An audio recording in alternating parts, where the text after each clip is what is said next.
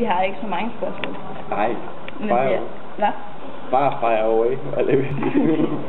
Altså, det er om integration i Danmark. Ja. Og så har vi, hvordan kan immigranter bedst integrere sig i det danske samfund? Det er jo et stort spørgsmål, men altså, jeg tror, at det, der er rigtig vigtigt, det er selvfølgelig, at man lærer det danske sprog. Altså, at man deltager i, eller kommer ud i nogle af vores både daginstitutioner, men også skoler og så videre, hvor man lærer det danske sprog. Det er rigtig vigtigt. Ja. Senere er det så også rigtig vigtigt, at man kommer ud på arbejdsmarkedet. Så det er noget af det vigtigste. Og så handler det også om, at vi tager godt imod indvandrerne og også flygtningene.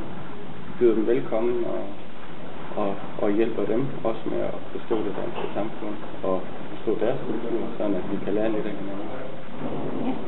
Og så havde vi også noget om arbejdsmarkedet, og med dem, det ser ud på arbejdsmarkedet med. Ja. Ja. Altså med at få indvandrere ind. Ja.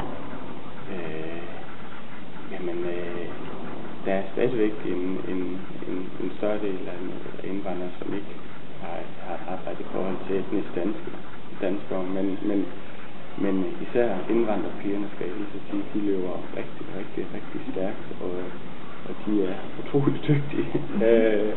Så jeg tror, det handler meget om at få især indvandrerdrengene lidt bedre med. Og det kræver nok, at vi også engang laver nogle uddannelser, som ikke altid kun handler om at kunne regne og skrive, men også er lidt mere praktisk. Så erhvervsuddannelsen skal opfyldes. Ja. Så hvordan kan vi hjælpe dem med at integrere sig i det danske samfund? Jamen, jeg tror vi danskere, vi en gang imellem kan lære lidt af indvandrerne og udlændinge. For når I er i nogle andre lande, så bliver man jo modtaget med åbne arme, og man spørger til, hvad er du for en, og så videre. Der er vi danskere nok en lille smule mere lukket. Så jeg tror da, det vil gavne os, hvis vi er i dialog med hinanden, vi snakker med hinanden, vi mødes i foreninger og så videre, og vi har lyst til at lære hinanden at kende. Ja. Så lidt mindre tilbageholdenhed, og så lidt mere nysgerrig på, hvad hinanden er, det tror jeg er rigtig rigtigt. Ja. Vi har faktisk ikke mere. Ja. Hvad siger I selv? Om hvad? Om integration. Altså, jeg synes, at de er velkommen til at være her. Ja. Ja. Hvad kan vi gøre mere? Så det er det. Ja. Også det der med, at vi nok skulle prøve lidt mere med, altså ja, det der med åbne arme og sådan, ja. Prøve at snakke lidt med dem og sådan byde dem lidt mere velkommen og sådan noget. Ja. Vi er nogle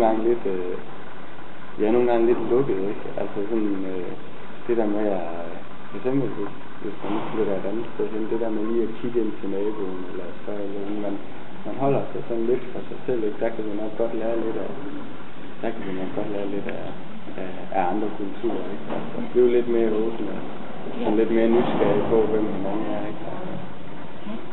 Det er jo tit sådan, at når man lærer hinanden at kende, så er det også sådan lidt, det er lidt sværere at snakke dårligt om hinanden. Det er lidt sværere sådan at blive sure på hinanden. Ja. Og det er også tit dem, der har noget med indvandrere.